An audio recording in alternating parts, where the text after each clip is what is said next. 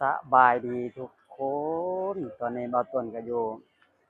สวนรู้จักเนาะที่ว่าคนหลายมากพี่น้องหลายแห้งเนาะ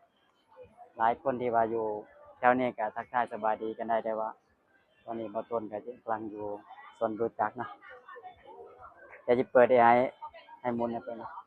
ไปเบิ่งเด้อพี่น้องเด้อที่ว่าคนหลายขนาดเลยเนาะนี่แบบคนหลายแห้งเนาะพี่น้องเนาะไปทางใดก็ได้เนาะ แต่ว่ากล้อง AI กำลัง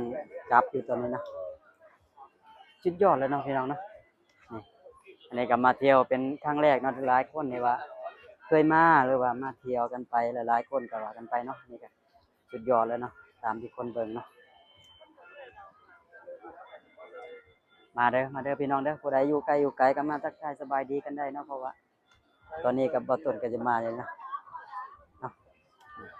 เดี๋ยวาสุดยอดเลยเนาะอู้คนร้ายแห้งเนาะมื้อนี้เนาะ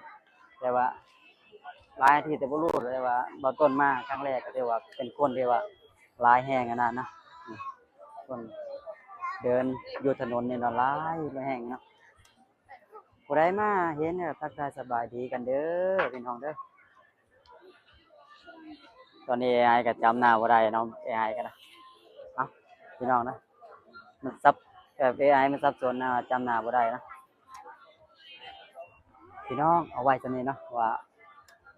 เดี๋ยวจะถ่ายเป็นช็อตให้พี่น้องเบิ่งเนาะ